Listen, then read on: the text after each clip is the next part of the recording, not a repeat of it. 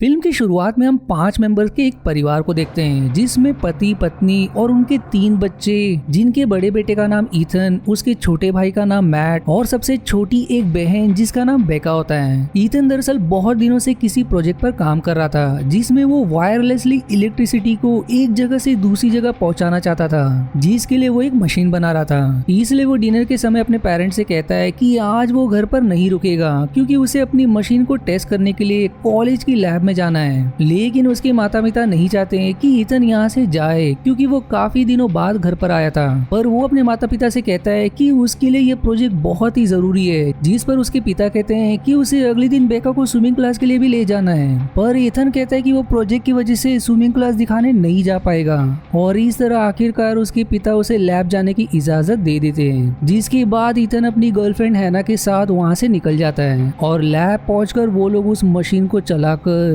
एक बल्ब में wirelessly electricity पहुंचाने की कोशिश करते हैं। लेकिन वो बल्ब नहीं जलता, इसलिए ईथन मशीन की पावर को बढ़ा देता है और अब हम बल्ब में किसी तरह के काले धुएं को देखते हैं, जिसके कारण ओवरलोड होने की वजह से अचानक वहाँ की इलेक्ट्रिसिटी कट हो जाती है, जिसके बाद वो लोग अपना सारा सामान वहाँ से निकालते हैं। अब अगले दिन ईथन हैना के साथ होता है कि तभी उसे किसी का कॉल आता है जो उसे एक भयानक खबर देता है कि उसके माता पिता एक ट्रक दुर्घटना में चल बसे, जिसके बाद ईथन के ऊपर अपने छोटे भाई और बहन की जिम्मेदारी आ जाती है। इसलिए वो एक शॉप पर कैशियर का काम करने लगता है और वो ही अपने भाई और बहन को स्कूल ले जाने और ले आने का काम भी करता है। ऐसे देखते देखते कुछ दिन टल जाता है, पर फिर एक दिन ईथन घर पर ही रखी अपनी मशीन को फिर से चलाता है, लेकिन इस बार भी वो उस बल्ब को नहीं जला पाता और इसी सब के दौरान हम ईथन के पीछे उस काले धुएं को फिर से देखते हैं जो मशीन के बंद होते ही गायब भी हो जाता है। पर तभी ईथन को याद आता है कि उसे मैट और बेका को वापस लाना है, इसलिए वो उन्हें लेने चला जाता है। लेकिन देर से आने की वजह से मैट उससे नाराज हो जाता है। आगे हम देखते हैं कि ईथन डिनर बना रहा होता है और इसमें बेका भी उसकी मदद कर रही होती है, जो तैयार करने के लिए उन्हें कुछ सामान की जरूरत पड़ती है जिसे ईथन मैट से लाने को कहता है। मैट अब रेफ्रिजरेटर से वो सामान लेने जाता है जहाँ उसे ईथन की मशीन दिखाई देती है और वो ईथन पर गुस्सा हो जाता है। अब डिनर के दौरान भी मैट ईथन से कहता है कि तुम फिर से अपने प्रोजेक्ट पर लग गए जिसकी वजह से हमारे पेरेंट्स की मौत हुई, जिस पर ईथन कहता है कि मॉम डैड की मौत तो मेरे प्रोजेक्ट की वजह से नहीं गई।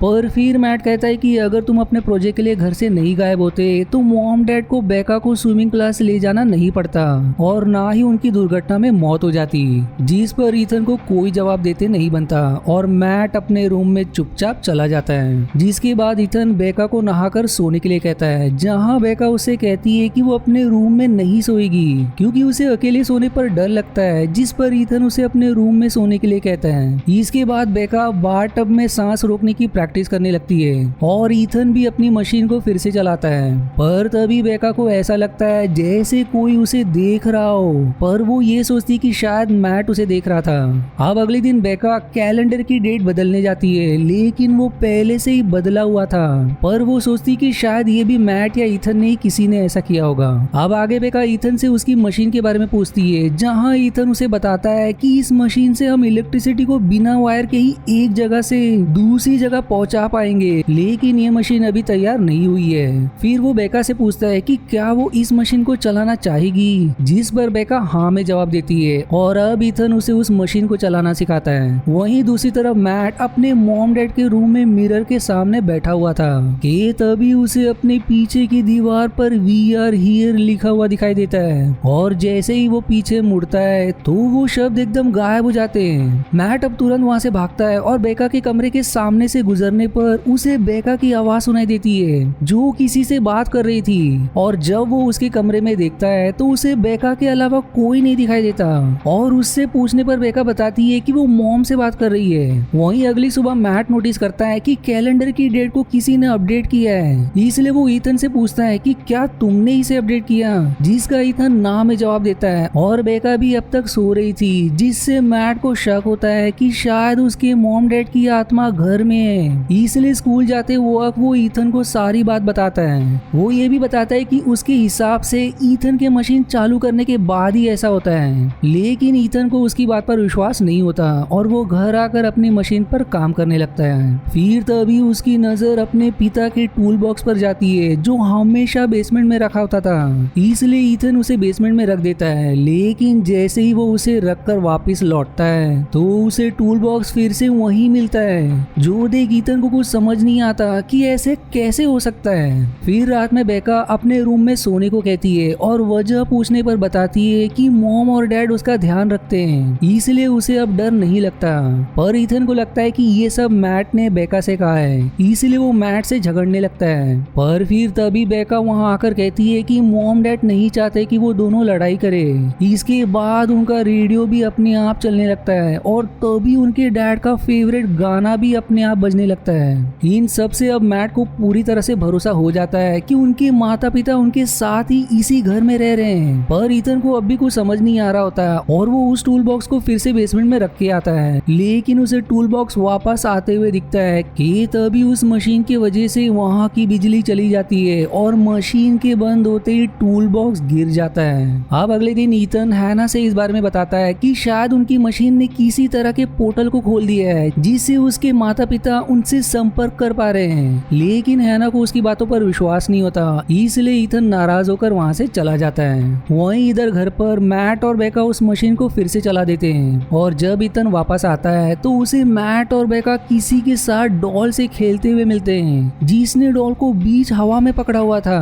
फिर रात में ईथन बेका से कहता है कि बिना मेरी परमिशन के वो लोग उसकी मशीन को ना चलाए, जिस पर बेका कहती है कि मुझे मॉम डैड को देखना है और मॉम ने कहा है कि इसके लिए उन्हें मशीन की स्ट्रेंथ को बढ़ाना पड़ेगा। इसके बाद ईथन अपने पड़ोसी टॉम को बुलाता है जो कि एक इलेक्ट्रिशियन होता है, जो उसे बताता है कि उसकी मशीन की वजह से बार बार बिजली जा रही है और इसे ठीक करने के लिए उसे उसकी मदद चाहिए। पर टॉम बताता है कि उसे कुछ पार्ट्स चेंज करने होंगे जिससे उसकी मशीन ओवरलोड होकर बंद नहीं होगी। अब देखते ही देखते अगले दिन मैट अब बेका से पूछता है कि क्या वो अब भी मॉम डैड से बात कर रही है, लेकिन बेका कहती है कि वो अपनी फ्रेंड एलिस से बात कर रही है जो काफी शर्मीली है। फिर उसी रात मैट का दोस्त डैग उसके घर आता है जिसे मैट मशीन और अपने मॉम डैड के बारे में बताता है, लेकिन डैग को उसकी बातों पर भरोसा नहीं होता। वहीं दूसरी तरफ बेका पानी में सांस रोकने की प्रैक्टिस कर रही होती है और ईथन भी अपनी मशीन को स्टार्ट कर रहा होता है और फिर मशीन के स्टार्ट होते ही बेका की तरफ वही काला धुआं बढ़ता है जो उसे अंत में डुबोने की कोशिश करता है, लेकिन बेका किसी तरह से बच जाती है। फिर हम डैग को देखते हैं जो वॉशरूम में होता है कि तभी उसे अपने पीछे किसी लड़की की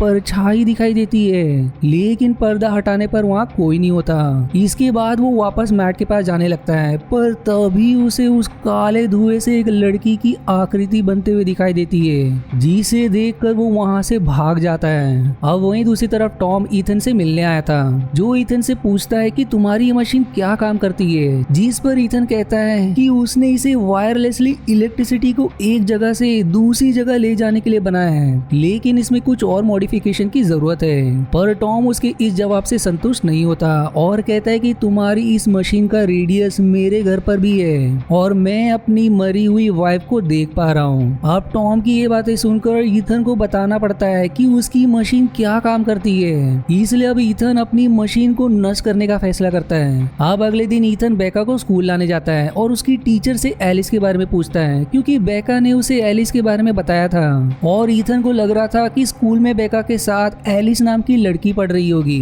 लेकिन उसकी स्कूल टीचर बताती है कि क्लास में एलिस नाम की कोई लड़की नहीं पढ़ती। इसलिए रास्ते में ईथन बेका से एलिस के बारे में पूछता है, जहाँ बेका बताती है कि एलिस उससे हमेशा मिलने आती है और वो घर में किसी हेनरी नाम के शख्स में छुपती रहती है। जिसके बाद ईथन सवाल करता है कि हेनरी कौन है, जिस पर बेका बताती है कि एलिस ने अभी तक उसके बारे में उसे कुछ नहीं बताया। वो अब बेका को लेकर घर पहुंचता है जहाँ हैना उनसे मिलने आई हुई थी और वो ईथन को कॉलेज लैब की वीडियो दिखाती है जहाँ वो लोग मशीन को स्टार्ट करते हैं और उन्हें वीडियो में उनके पीछे वही काली परछाई नजर आती है, लेकिन एलिस अब भी श्योर नहीं थी कि ये कोई आत्मा ही है। जिसके बाद ईथन हैना को एलिस के बारे में बताता है और अब वो एलिस के बारे में पता करने की कोशिश करते हैं। इसके लिए वो दोनों ईथन की पड़ोसी के घर जाते हैं जो कि एक बूढ़ी महिला का होता है जो इस टाउन में काफी सालों से रह रही होती है। वो उनसे सवाल करता है कि क्या वो किसी एलिस नाम की लड़की को जानती है, जिस पर वो बताती है कि एलिस ईथन के घर पर रहा करती थी जिसे मिस्टर और मिसिस गोफार्ड ने गोद लिया था। पर एक दिन अचानक से एलिस गायब हो गई जिसे सबने ढूंढने की बहुत कोशिश की।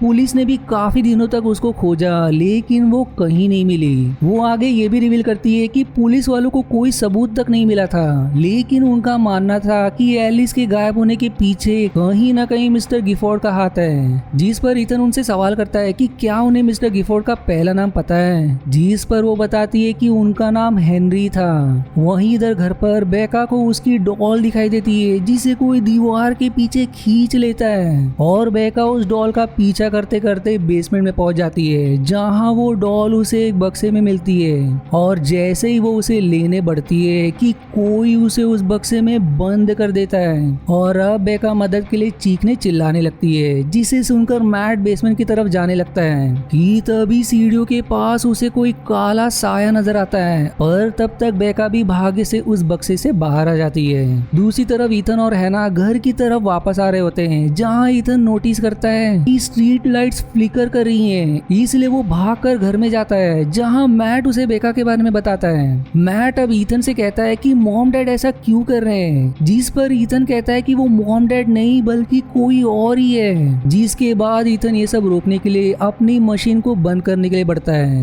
लेकिन उसकी मशीन वहां से गायब थी, और वो समझ जाता है कि उसकी मशीन को जरूर टॉम ले गया होगा, इसलिए वो सीधा टॉम के घर जाता है। वहीं इधर हैना और मैट को फिर से बेका की आवाज आती है, जो बेसमेंट के पीछे की दीवार से आ रही थी, इसलिए वो लोग मिलकर दीवार को तोड़ देते हैं, जहां उन्हें एक दरवाजा मिलता है, और मैट बिना डरे उसके अंदर प्रवेश भी कर जाता है। अंदर जाने पर उसे बेका दीवार की तरफ मुंह किए हुए मिलती है, और वो जैसे ही बेका को अपनी तरफ मोड़ता है कि तभी उन दोनों को कुछ डरावने काले हाथ जकड़ लेते हैं, इसलिए वो हैना से मदद मांगते हैं। मैट अब बेका से पूछता है कि ये सब कौन कर रहा है, जिस पर बेका हेनरी का नाम लेती है। वहीं दूसरी तरफ टॉम के घर पर ईथन को उसकी मशीन मिलती है, जिसे टॉम ने चला दिया था, और इसीलिए ये सब हो रहा था। ईथन अब उस मशीन को तोड़ने बढ़ता है, लेकिन टॉम उसी पर टूट पड़ता है और उसे मशीन तोड़ने से रोकता है। वहीं इधर हैना भी उस लोहे के दरवाजे के अंदर किसी तरह की सुरंग से होते हुए आगे बढ़ रही थी, लेकिन अब उसे भी कुछ काले हाथ जकड़ लेते हैं, जिसके बाद एक काली डरावनी परछाई मैट और बेका के सामने प्रकट होती है, जिसे देख बेका वहीं बेहोश हो जाती है। वहीं यहाँ टॉम के घर पर ईथन टॉम को समझाने की कोशिश करता है कि ये उसकी पत्नी नहीं बल्कि कोई और है, लेकिन टॉम उसकी एक नहीं सुनता, और अब हम किसी महिला की काली परछाई को बनते हुए देखते हैं। ईथन अब टॉम को समझाता है कि अगर मशीन बंद नहीं हुआ तो बेका मारी जाएगी। जो बात सुनते ही टॉम थोड़ा शांत होता है और उस काली परछाई की तरफ देखता है, जो उसे अब घसीट कर रूम के बाहर ले जाने लगती है, और अब टॉम ईथन को इशारा करता है कि वो मशीन को तोड़ दो। दूसरी तरफ मैट और बेका के सामने जो काला साया था वो उन्हें मारने ही वाला होता है कि तभी सही समय पर ईथन उस मशीन को तोड़ देता है, जिससे वो साया या परछाई गायब हो जाती है। जिसके बाद मैट, बेका और हैना उस सुरंग से बाहर आते हैं और ईथन से मिलते हैं। इसके बाद हम आगे देखते हैं कि ईथन उस घर को बेचकर सबके साथ दूसरी जगह शिफ्ट हो जाता है, और बेका भी अपनी डॉल उसी पुराने घर में छोड़ देती है। नए घर में अब शिफ्ट होने में हैना भी ईथन की मदद करती है, पर फिर मूवी के आखिरी सीन में हम उनके नए घर में बेका की डॉल को देखते हैं, जो ये दर्शाता है कि एलिस भी उनके साथ यहाँ आ गई है। और इसी डरावने एंडिंग के साथ ये मूवी यहीं समाप्त हो जाती है। आशा है आपको मेरी एक्सप्लेनेशन पसंद आई। यदि हाँ तो प्लीज वीडियो को लाइक करना और चैनल को सब्सक्राइब करके सपोर्ट करना ना भूलें। मिलते हैं अगले एक्सप्लेनेशन वीडियो में, तब तक के लिए धन्यवाद दोस्तों।